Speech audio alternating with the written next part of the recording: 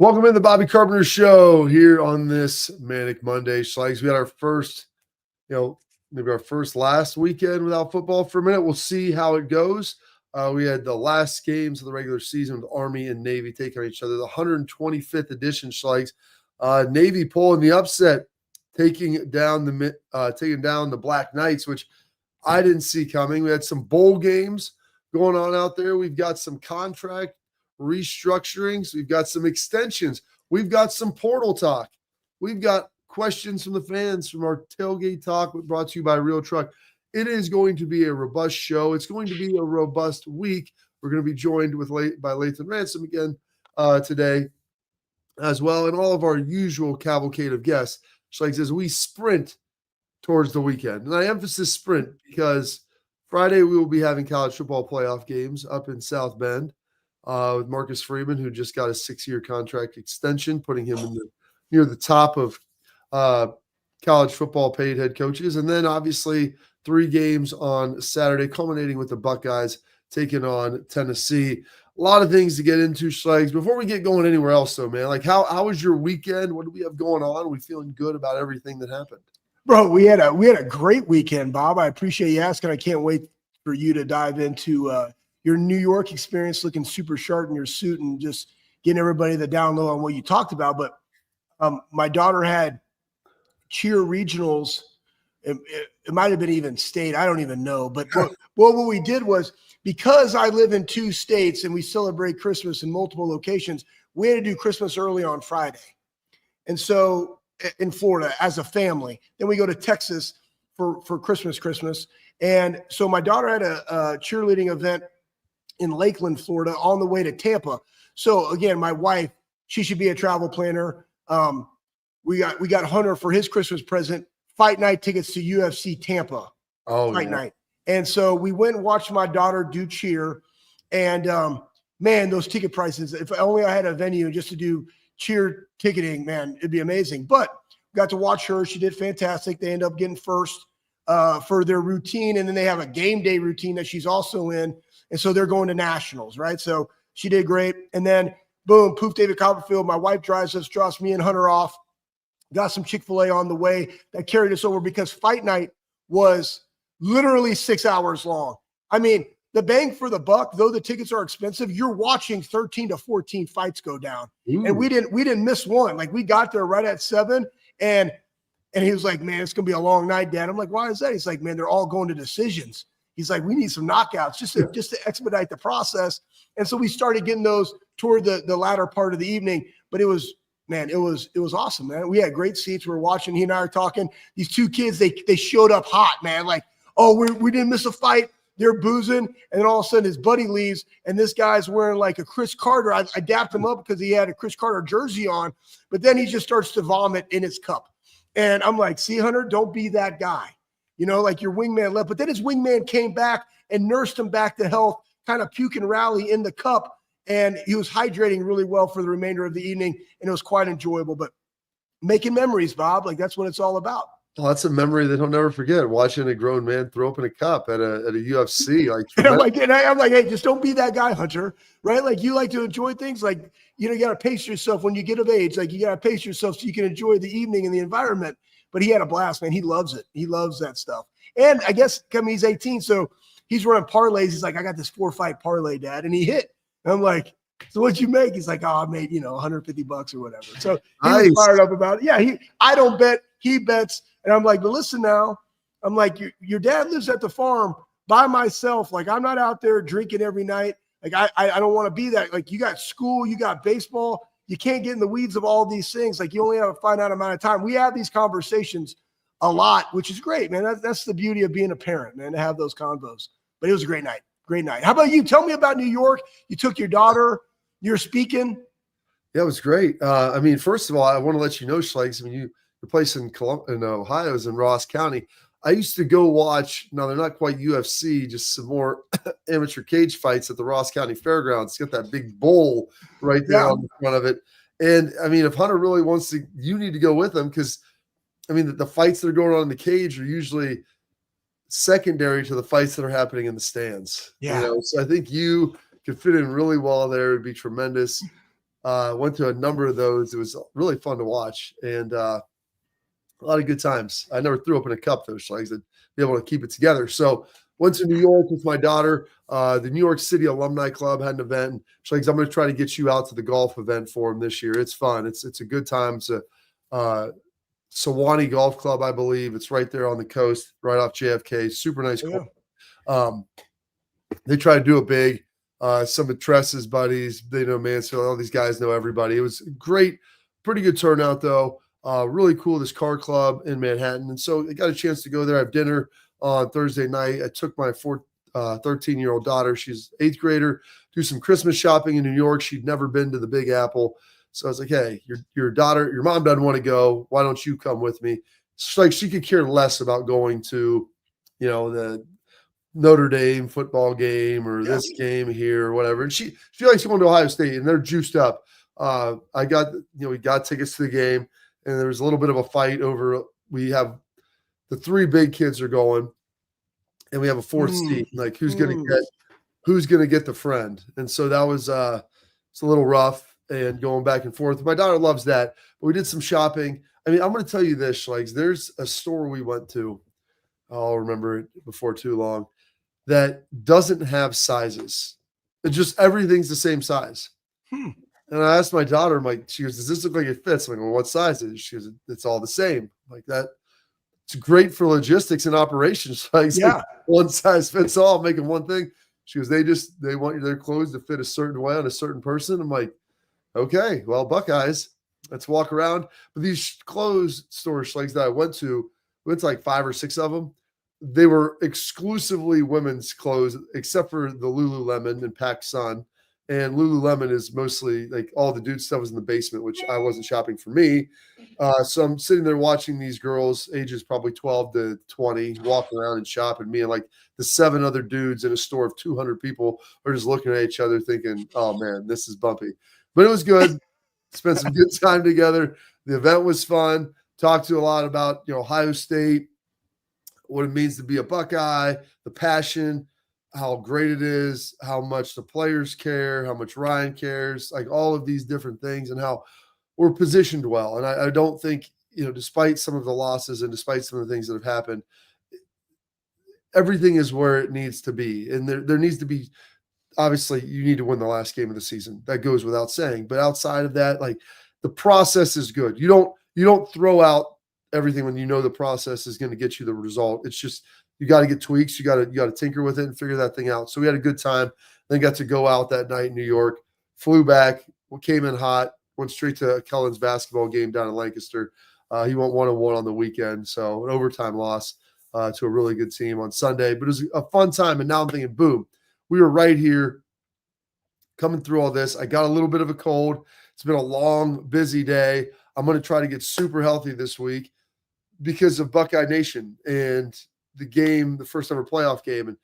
And, my wife's going to go to our neighbor's house, and that's going to be fun. And like, there's going to be good times like for folks to have and watching these games and like wrap around holiday parties. And I think it's an awesome time. Like at first I was there was some trepidation, like, do you want to do it the weekend before Christmas?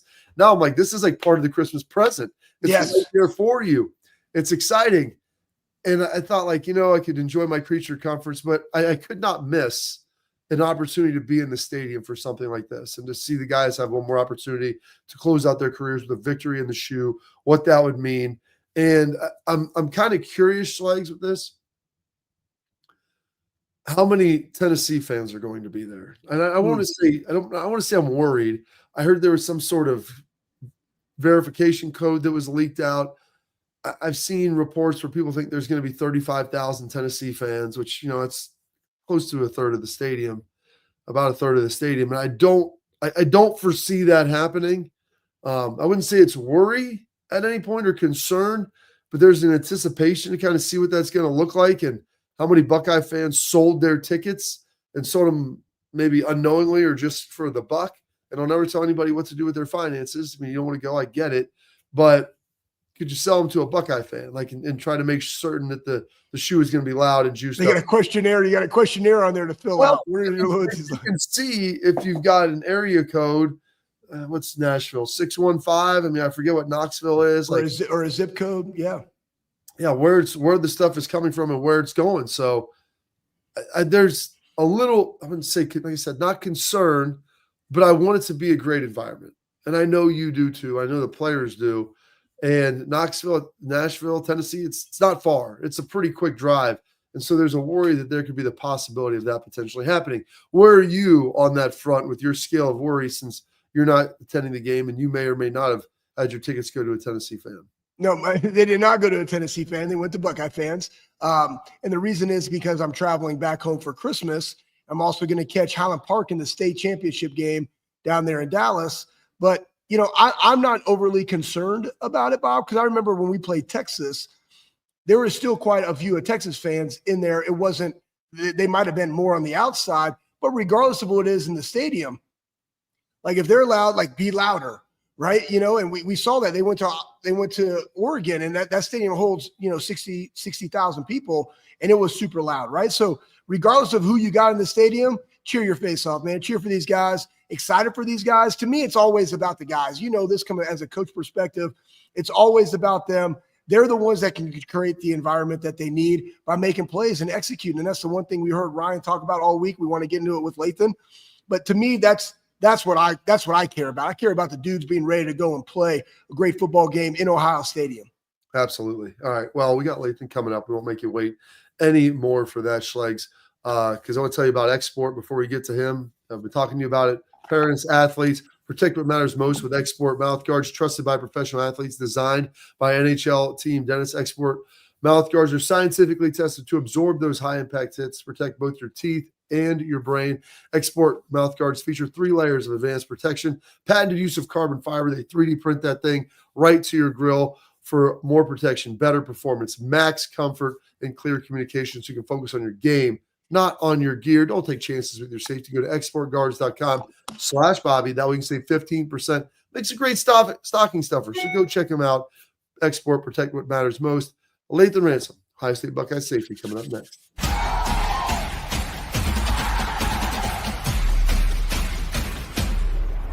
We were called soft last year. You don't want to be.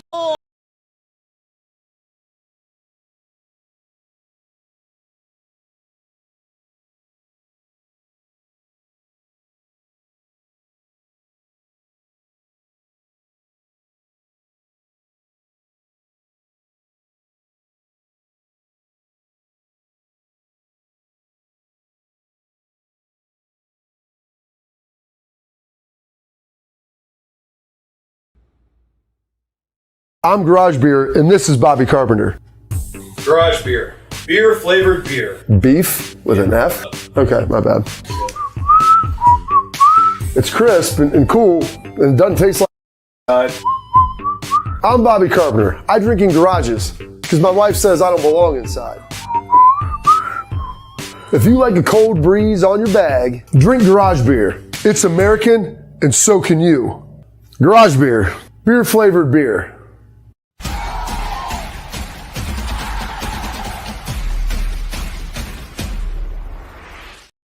All right, as always, on these Mondays when he gets a chance, he's very busy. They got a big game this weekend. We are joined by second-team All-American, Mr. Lathan Ransom. Super excited to have him with us. Been a minute since we've caught up. Lathan, what have the last couple of weeks been like for you, and kind of where are we at in the preparation ultimately for the game? Yeah, I think obviously 3 weeks ago was not a great week, but what we did was did our best, to learn from the mistakes in that game, to get better. Because I think if you look after the Oregon game, the defense didn't play great, so we made changes and we fixed, and then we executed at a high level. And now we're the best defense in the country. And then after the team on North game, maybe the offense didn't play as well as they wanted to play. Now they're going to make corrections and go out there and they're going to play like the best offense in the country in this next game coming up. So, taking those losses to just learn from as best as we can. Obviously, they hurt, and we didn't want to have them, but just learn from them. And now we're preparing for this Tennessee team, a great team that's going to come here and do a lot of different things that we haven't seen before. And we're excited for the challenge. Hey, so, one, have you got Viv's Christmas present taken care of? That's the first part of a 2-part question. So Viv's Christmas present. And 2, tell us a little bit about what Coach Day has been talking to the team over the last 2 weeks leading up into this game. Yeah, so first of all, yes, I did. I got her Christmas present this weekend, actually. My parents came down for senior tackle, and I actually took them shopping, got my parents some things, and then, got her. She's actually on a cruise right now with her mom and her little brother for Christmas, a little Christmas cruise. So that was perfect timing. She's on the house to do that, and she'll obviously be back for the game. So that was exciting. I mean, you should have seen Easton Mall this weekend. There was all types of people there. I'm over here fighting for gifts, so that was fun. But yeah, I think Coach Day, biggest thing he's saying is that we have a huge opportunity here. First playoff game in the shoe. It's gonna be exciting. It's the first one to come, so I mean, I expect the environment to be unlike any other game we played in. And then the biggest thing is, we can't beat ourselves. We got to go out there. We got to execute at a high level, communicate at a high level. Don't let the game get too big. It's just another game in the shoe. That's how you should go in there thinking about it. And then execute the game plans, man. Coaches are coming up with some amazing game plans, offense and defensively. And as long as we go out there and execute at a high level, fly around with a bunch of juice, getting the crowd into it, I think it's going to be a great game. So I'm concerned, Lathan. I mean, I know you probably spent a ton of money on Viv, but I mean, we got enough money to keep the heat on. Like, I know we got cold, but we got the food on inside. Yo, busy day. You're coming straight from the Woody. I'm just coming from the Woody and hopped on and actually just dropped my dad off at the airport. So, no, I actually like my house freezing. I keep my house at 66 degrees. Everyone that comes over, they always complain how cold I have it, but my house has to be cold. Well, that's great. So we're in preparation. It was cold for the team up north. The Michigan game, obviously, a little chilly. Tennessee coming up here. You're a guy, Lathan, that obviously came from the Southwest. Like, how long did it take you to get acclimated to the type of weather that you're playing in right now? And we usually don't have games this late, but it's going to probably be in the mid-20s at kickoff. Yeah, so I would say I haven't had a game as cold as, the Team of North game is game coming up since I've been here. So, but I think the coaches are doing a great job, getting us acclimated. We've been practicing, outside all week, and we're going to continue to practice outside all week, to get used to it. And then it's funny. I had a coach tell me, I don't know if this is true or not, but he told me that if you stand outside in just compressions for 10 minutes straight, for 8 days straight, your body will get acclimated to the cold. So I'm believing him. So, I've been doing that as well to help me, prepare for the cold, whatever it takes.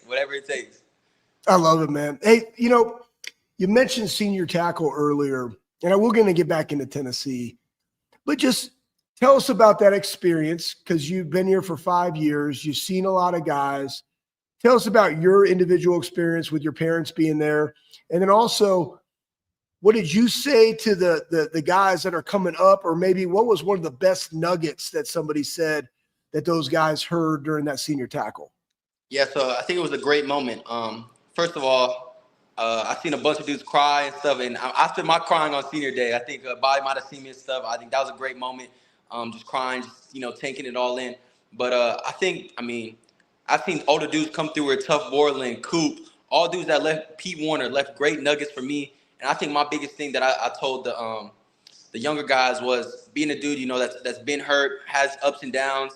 And there's been a point in my life to where, after maybe it not going the way I wanted to and face another injury, that I really sat there and kind of asked God, man, like, I don't understand why this has happened to me, or why would it go this way when, you have a plan. And now I understand and I appreciate, God for putting me through that adversity and all that, because it gave me perspective. And I'm a dude now that, when I go, no matter what meeting we're in, what game, what practice, how cold it is, I try to go out there with a smile and enjoy the moment, enjoy everything about it, everything about football, everything about being around my teammates, being around my coaches, because I know what it's like to be taken away from you. So I kind of just told them, to enjoy it and just to have perspective that there's a lot of people that want to be in your shoes right now. And even though it be days where it's really early, you don't want to get up and do that workout in the winter, or maybe it's getting long in the season, you're tired of doing scout team, or you're tired of whatever, your position is. Just enjoy it, man, and don't take it for granted. And yeah, so that's really my nugget to them.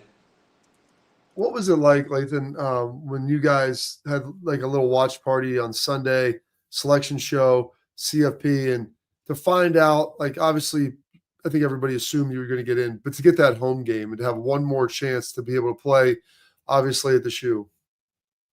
It was super exciting. It was a cool moment, for the team. To see us get at home, another crack at it for the seniors to play at home. And just excited, man. Just excited for an opportunity to do something that hasn't been done before, win the 12-game playoffs. So I think that's what everyone's feeling right now. Yeah, 10 years apart from when we won the first college football playoff back in 2014. Now it's 2024. One, I want to say I'm super proud of you, Lathan, because the adversity, the trials and tribulations, the way you carry yourself, I've seen you in the weight room. There is no difference. Like, you're the same guy every single day. I appreciate that about you. The fact that you've played at a high level this season, the Buckeye defense needed you. You're a second-team All-American, man. There's not a lot of people that can say that, and you can say that, and I appreciate the nuggets that you're dropping. Looking at this Tennessee game, they got a really physical running back. They got a really young but talented quarterback. Defensively, what are some of the things that you guys are thinking about that you've learned from that Michigan game? Maybe the question is more of, from that Michigan game, even defensively, how critical it is to make the plays in those moments, because really I can only think of three plays defensively that if you correct them could have potentially been a perfect game. What has been that mindset coming and being the number one defense in the country, and what do you have to adjust, and how do you got to go into this game and prepare for Tennessee? Yes, that's something we actually talked about, especially in BIA, in the BIA room, is that, even though we are the number one defense in the country, the two categories we're not number one in is third down and turnovers. And those are what change the game. Those might be the most two important categories. So I think that we just really focusing on, we got to win on third down. We got to get off the field. And then we got to find ways to, produce more turnovers. So those are two big keys that, we're going into this game. And then, yeah, like you said, they have a really talented quarterback, really talented running back. And you see some of the tape, you see some of the game statistics, and you're like, wow, the quarterback's great. A bunch of shots, must be supposed to place. But then you realize how much they're also rushing for. Like, they're a great balanced team. So just finding ways, to not allow any explosives, and then, keep their running back contained, and everyone's be gap sound, and, when you get them open field tackles, make them tackle. So, they cause we're excited to play this game against them. What when you found out you were second team All-American, Lathan, what'd that mean? It meant a lot to me. It's funny is that it made me hungrier to go harder, because I wanted to be a first team All-American. My biggest goal this year was, being a dude from Tucson. All I wanted was, a tree on Buckeye Grove. So just to be so close, but almost not there, that it honestly fueled a little fire in me, to go even harder. So I appreciate that. I appreciate the All Big Ten as well. But I think it just made me hungrier to, achieve more. Lathan, so many times people talk about being from Ohio, and you're from Arizona, I'm from Texas. Just articulate to the people that when you come here, just that, indoctrination into what it means to be a Buckeye, because you're talking about having a tree planted in Buckeye Grove, being a dude from Tucson, Arizona. That really wasn't like growing up, like that was the goal, but it became the goal when you became a Buckeye. Talk a little bit about that culture and what that is to really be a Buckeye for you. Yeah, it means everything to me. Like you said, when I first got here, honestly, I didn't know what it was to be a Buckeye. I didn't know what it was to be a part of the brotherhood. And now I don't know what it's like to not be a part of the brotherhood and not be a Buckeye. And like you said, it's almost different for me, is how I look at it as, you got Bobby around, you got a bunch of great players that come back around and they bring their families here. And then Bobby gets to show his kids, look at what we achieved, look at what I achieved when I was here. Look at all the accomplishments I made. So one day, down the line, when I have kids and I'm older now, I want to be able to bring my family back here and show them, look at what I achieved. Look at the stuff that I've done. And you can do it too. If I did it from a small town in Tucson, whether it's I have a daughter and she's a swimmer or what, no matter what it means, it basically showing that if you have goals, you can achieve them no matter, what your circumstances are growing up. All right, the last piece, you guys have wanted this big night game. You get the night game. It's going to be a little bit chillier before we get you out of here. What is this? What are we expecting for that night environment? I know you like to play the new ones, kind of get them out of the way. But for the big ones, Lathan, this is everything you want for prime time, ESPN. Every outlet is going to be here. I can't imagine being a bigger environment, like handling the emotion, being able to rise to that moment. The preparation of it, what does that mean? And is that something that everybody's talked about, and kind of where are you at on that?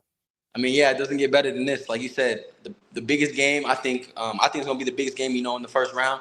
And I mean, this is what you come here to Ohio State for. The big game on TV, as cold as it can be, snowing, don't matter. In the bright lights, man. So I'm excited. I'm excited for this opportunity. Like you said, it's gonna be cold, so I'm gonna get my mind right, body right all week to what it's like to play in negative degrees, no matter how cold it is. And like you said, I think it's cool that it also gets you prepared for the next level, because no matter what team, there's a bunch of dudes that want to go to the next level on our team. You can get drafted to Green Bay and be in a playoff game even later in the year. So in 2 inches of snow. So I mean, at the end of the day, the elements can't be an excuse, and we're excited for a Showtime game. Absolutely. Well, Lathan, we appreciate the time. Thank you so much for spending it with us today. We really appreciate it. Enjoy this time off. Work your butt off here this week, and we're excited to see you on Saturday. You guys have a good day. See you, bro. Second team All-American Lathan Ransom spent all season with us, and hopefully Schlegels, they get a win. I mean, he'll be back on, and we'll have him on regardless. Lathan wants to get into the media moving forward, and has done a great job being a representation of everything you want. And, Schlegels, I heard something last week, and a coach said it. It was with regard to grades and performance and everything else. And I want to drop this little nugget and kind of see where your head's at, because as I see Lathan Ransom and I see everything that he embodies, he kind of is exactly what this quote and what this comment represents. We'll get into that here coming up next on the Bobby Carpenter Show.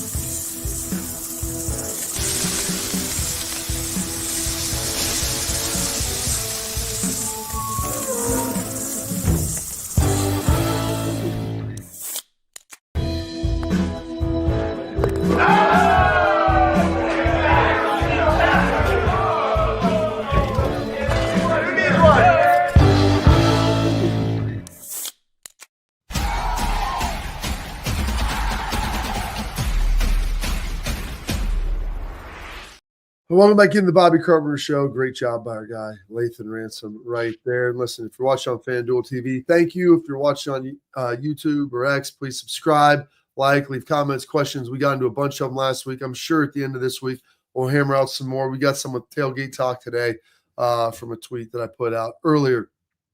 So this was said by a coach, and I tried to tell my kids this, and I've asked some of the players about it. I go, because their GPA, I guess, I can't even think of what team it was.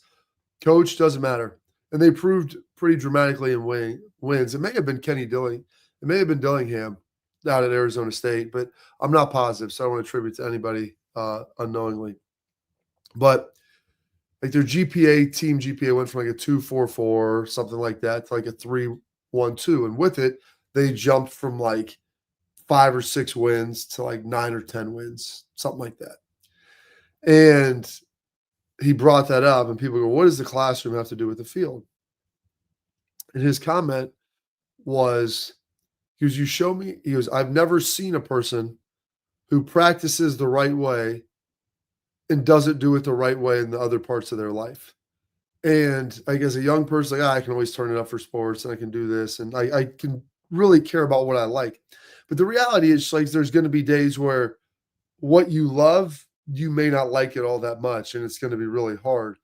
And so that consistency piece and that element to try to strive to be great, we listened to Lathan Ransom talk about that. And there's some of these guys, it made all the sense in the world. And that's why I always try to have faith in the guys at Ohio State, because I know the type of people they are off the field and in the classroom and in the community. And when you have people that have a super high GSF, the things that they do mean a lot. And so they're going to make you, they will always be ultra prepared. You just heard Lathan Ransom talking about standing outside in tights when it's for 10 minutes. I mean, I don't know where the science is on that. And the coach that may have told him that might just be trying to making sure he feels good about it in his head. But that's kind of it. The people are willing to do whatever it takes to get the leg up and to be successful. Yeah, I'll say this. I mean, you look at Ohio State's football program this year, they had 56 dudes that were named academic all Big Ten. Yeah. I mean, that's almost half your roster. A lot of dudes. A lot of dudes. And, great book by Jocko, Discipline Equals Freedom, but you can't pick and choose where you have your discipline. If you want to see results, it has to cross all areas of your life to be able to do it, right? Because we have responsibilities. And again, this is just a dude, 43-year-old guy talking, right? The habits that you build up when you're younger, carry on with your older, doesn't mean you can't change them, but it definitely makes it easier. So the way that he's prepared himself, like Cody Simon's a guy that's like that, Bob.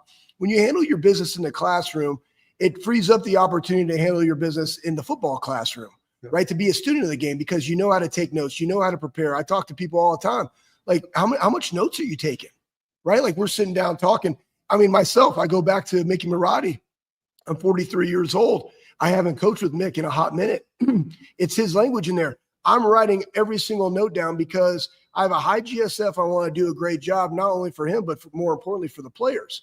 And I'm doing the workouts, but that's also how I handle my business. It's also how I build in time to be the husband and father that I need to be. We have all these different things that we do, but to be elite at all of them, you have to be disciplined.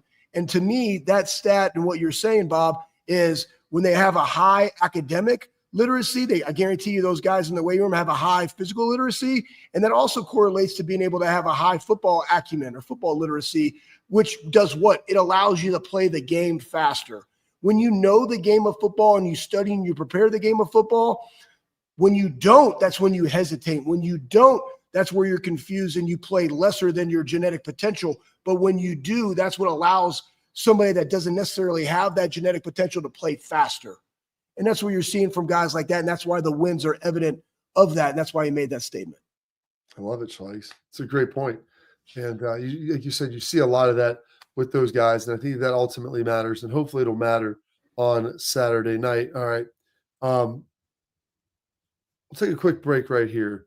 We got our headlines. I've got a clip of a little bit of the Tennessee talk about what it could potentially be. I think we might save that for tailgate talk coming up here. But we've got some interesting stuff going on. What's Quinn Ewers going to do? What's the portal look like? We've got guys sliding in there, sliding out. Are they going to be contributing to their teams? All that. It's going to be fascinating with how they handle the playoffs. So stay locked in here on the Bobby Carpenter Show as we discuss it all.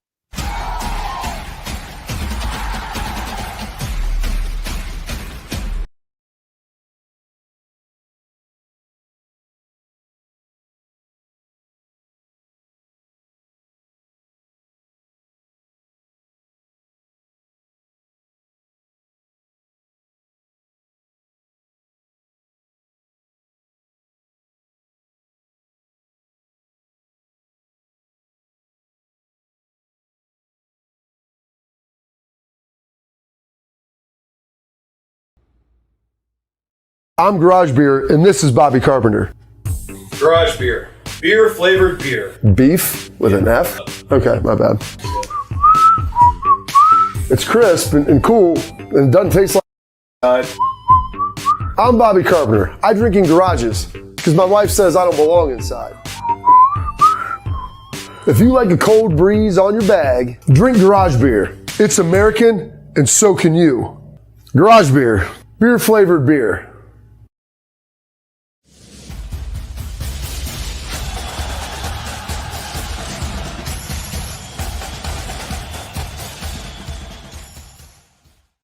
All right, welcome back in the Bobby Carpenter Show, and we got some headlines coming for you, some big news out of the transfer portal that we'll get to in a minute. But first, I want to get to Barrett Sallee, a guy who I know I'd work on XM with, covers the SEC, worked for CBS for a long time. He has a Smothered and Covered podcast, also on Sirius XM.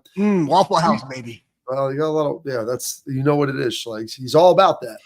But he thinks Tennessee is all about that life. And so we can toss this up, Pat, and take a look at what he thinks is ultimately going to happen with Tennessee in the stadium at Ohio State.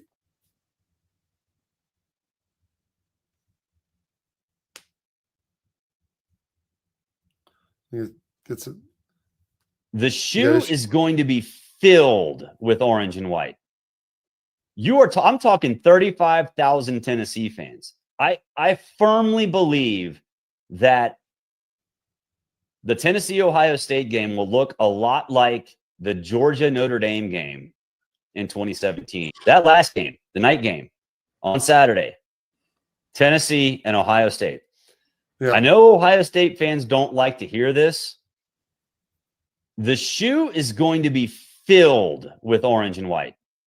All right. I'm talking 35,000 Tennessee fans. No, I'm not talking about that. Hey, guess what? If it happens, it happens, man. Guess what? Go out there and knock somebody's face off. I'm curious if it will, or if it already has. Like, and people are selling their tickets now, and what that ultimately looks like.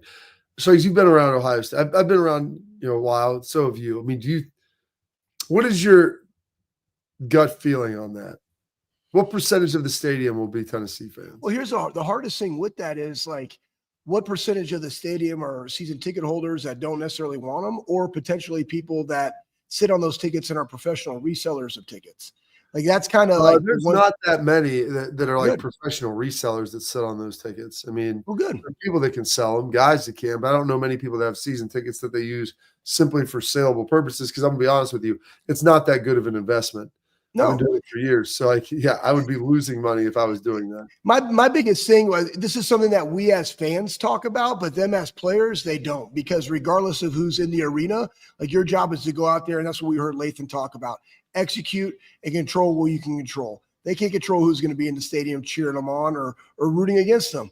I will say one thing is, like, looking at SoFi Stadium, when the Chargers play there, it looks a lot different, feels a lot different than when the Rams play there. And so, like, that's the one thing that you don't want. But again, how do you shut people up? Boom. You go knock somebody in the face and knock their junk in the dirt. Like, that's how you do it. So that's my expectation of Ohio State football. I think it's going to be a great game, right? But again, even if it is 35,000 to 75,000, Bob, 115,000 people are standing, biggest game ever in Ohio Stadium. Guess what? 75,000, rise up, be louder, make your voices like 110,000 people. Absolutely, Schlegs. Let's get that done. We'll see. We'll ultimately see how that looks. We'll monitor it throughout the week, kind of get a feel, a little flavor for it. I kept my 4 seats, so my kids will be going. They'll be cheering. They'll be screaming. It'll be fun and exciting. All right, there's some other news. We know, Schlegs, that Devin Brown, Ohio State's backup quarterback, got in the portal, and it's portal season. You see guys sliding in and out of there. Backup quarterback for SMU, Preston Stone, got in the portal. However, he's going to finish his commitment with SMU through the playoffs, however long that lasts. Devin Brown going to do the same thing ultimately at Ohio State. Bo Pabula, the backup quarterback for Penn State, and this has happened. I mean, maybe they've had conversations about this. I don't know what it looked like. And he's the guy, Schlegs, that they've had 2 quarterback packages for. Yeah. Like, he came in the game against Ohio State. They've moved him around. He's been a part of it. And now you're telling me on the Monday before a Saturday game, now they probably knew it going into the weekend, I would imagine, but he's going to be getting in the portal and he is not going to be finishing with the team.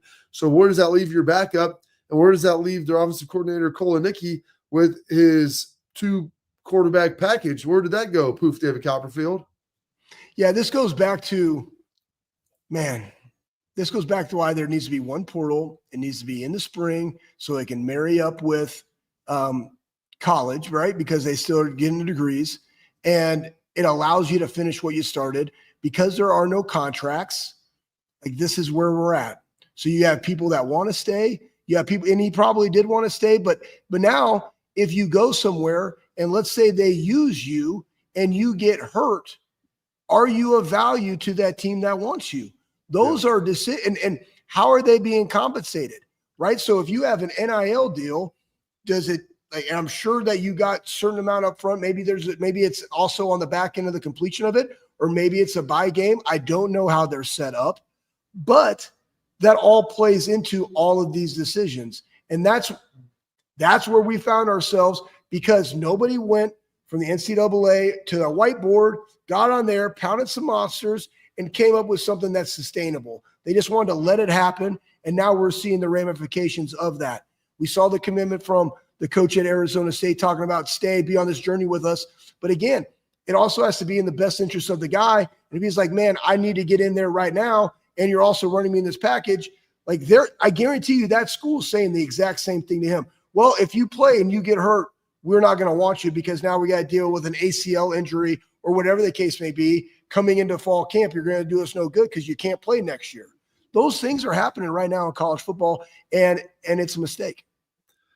It's pretty wild to think. I mean, especially for a guy who's a backup, Schlegel. Like anybody can get hurt at any given point in time, but No doubt. right now that would prohibit you from even playing in spring ball, let alone next year, is incredibly rare. And that's why I'm a believer. I know they've talked about this, but finding a way just to do the portal in the spring. And that way, hey, you come through, you finish the season, you complete spring ball, boom, then you want to figure it out, go somewhere for the summer and get that done. But this portal right here, I was initially in favor of it, but the amount of guys that are hopping in and then guys even from playoff teams, we talked about it, Schlegel, a long time. Would there ever be a guy that would opt out of a playoff game for the NFL? Well, now these guys aren't opting out for the NFL. They're opting out to go somewhere else for college, which I never thought that I would see. I mean, you got an opportunity at Penn State. People talked about how easy their path is to get to the semifinal. And Bo Perbula is like, deuces. And I get it for his perspective. That's why you've got to tighten up the language around some of this and take it out of the kid's hands, because this is the most advantageous situation for him. And it's like, you got to go take visits and people want to go meet with you. And then also, like you mentioned, the risk of injury, which is also very real. Yeah, and the other thing too is it just isn't a fact. Like the backup quarterback, obviously critical, but guys, we're into playoff football time now. Special teams are critical. Like, who's your gunner, right? Even Jake Ballard, he went into not Jake Ballard. What's Ballard's first name? Jaden Ballard, right? Hey, gunner, man, he's made some great plays down the field on punt, right? Those type of things, filling that guy. So you have a guy that's gone through 12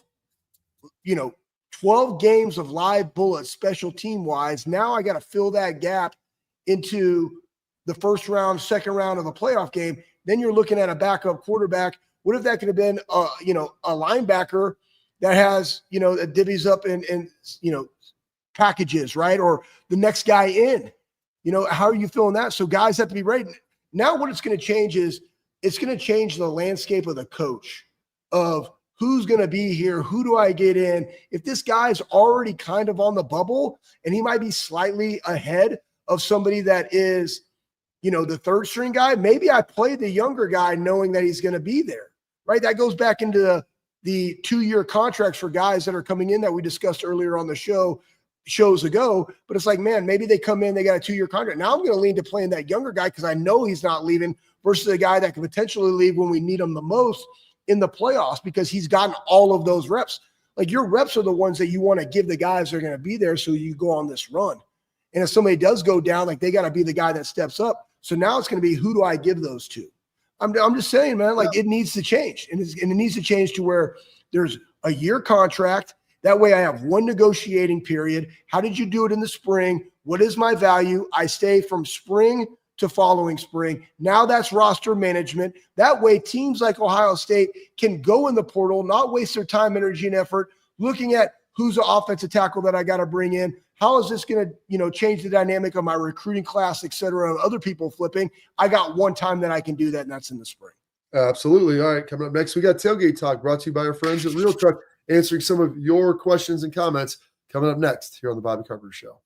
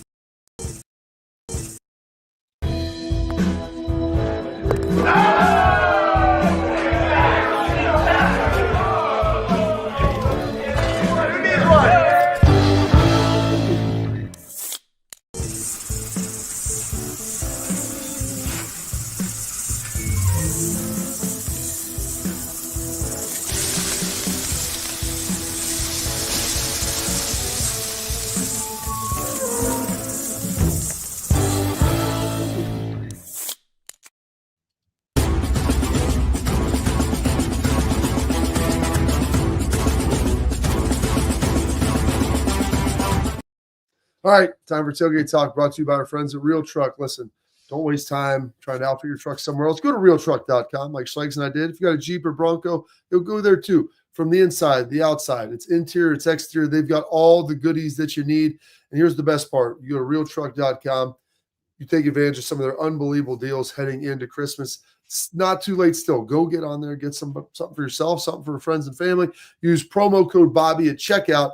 Boom, you get the free Real Truck hat that Schlegel is wearing. So listen, don't mess around anywhere else. Go to Real Truck like Schlegel and I did. Bring your truck, Jeep, Bronco, whatever it is, to life at realtruck.com. All right, Schlegel's got a couple of questions for you here. Pat, we're going to pull these from the tweet today. Chris Todd, do you think the Buckeyes will come out ready to defend home turf and play with emotion? I'm not talking about excitement and purpose, or I'm talking about excitement and purpose, not walking on ice cubes. Yeah, I think they're going to be ready. I think they've had, obviously multiple weeks to prepare for this game. They want to, I mean, this is their last time to play at home. They got a gift. And the gift is, let's go out with a win at Ohio Stadium against a great opponent in Tennessee. And we're in the college football playoff, man. First time it's ever happened. First game in December ever in the shoe. I think that they're going to go out there with a purpose. And we've seen their adjustments from the Oregon game to, and after that, what they did defensively. Now they're going to have to look at some adjustments. We know that there's going to be some potential shakeups on the offensive line. I think it's right now, it's like, we got to make a run. Let's be hot. I think the guys understand that. I think they're prepared. It also gave them some time to get healthy across the board. I'm excited for them. All right. This one's coming from RQC Bus. It's a three-parter. A little bit of question, a little bit of comment. All right. Here we go. A little bit of both, Bob. So far, I'm about to turn 40 early next year. I see a fan base divided. It's clearly gotten too big, and it's time we divorce some of these clowns. All I see in my timeline is crybaby after Weiner talking about this or that and complaining about Oregon, etc. Second part of the tweet. Like Jules said, going with a Pulp Fiction reference here is what I believe. But that crap ain't the truth. The truth is you're weak, and I'm the tyranny of evil men. When did we get so soft and whiny? The voices on here are deafening with every other post I see. These aren't Buckeyes. They're pathetic, spoiled brats. Act like middle school girls worried about who so-and-so is wearing or what they're saying or doing. Fact is, these other schools strive to be like us. We are the watchers on the wall. We are inevitable. It's time to get the tough back in the base. And it's time to prove it. Yeah. You know what? Hey, first off, I love all the references. I think that you got to also disconnect Twitter banter from reality, right? And the reality is this, and there's also like the ownership aspect of just being overly transparent about things, because a lot of those things that we all talk about in a loss or even in a win, they all need to be talked about, guys. Like the eye in the sky never lies. You can go out there, Bob. We've been out there, right? We thought we had a great game, and that game ended up grading out like an 85. We thought it was a 90. Right. And even in the games that we didn't necessarily perform well, we actually performed better than we did, but it's still a loss. In football in general, it's weekly, it's daily to understand how you got to get better. Guys aren't going to make any excuses. Coaches aren't going to throw guys under the bus. Head coaches aren't going to throw their coordinators or their position coaches under the bus, right? They're going to talk about it. And those conversations happen behind closed doors where they should. All you want to see, and to your point, is I want to see a Buckeye team that goes out there and plays fast, hard, and violent. We've seen them play really hard in some games. We want to see the violence. We want to see fast. But the number one thing when you do fast, hard, and violent at this level in the playoffs is execution. Lathan laid it out, what they got to do defensively. We'll talk more about what they have to do offensively, but they got to win on third down, and you can't give up explosive plays because you're playing Tennessee. Like, that's the facts. So can you do that? Can you execute the game plan and call a great game that's coaches and players together for a win? I love it, Schlegel. I wish I could add something to it, but that's basically laying it home, and it's got everything that we need. All right. Coming up next, we'll have our guy, Anthony Schlegel, wrap up the show with his parting thoughts.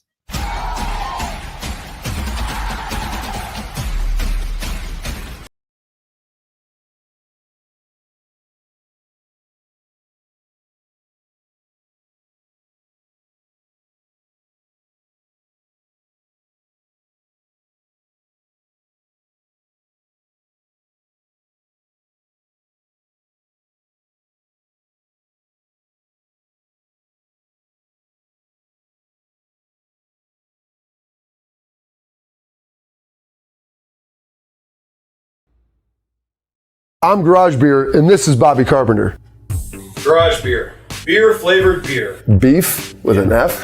Okay, my bad. It's crisp and cool, and it doesn't taste like. I'm Bobby Carpenter. I drink in garages because my wife says I don't belong inside. If you like a cold breeze on your bag, drink Garage Beer. It's American, and so can you. Garage Beer. Beer flavored beer.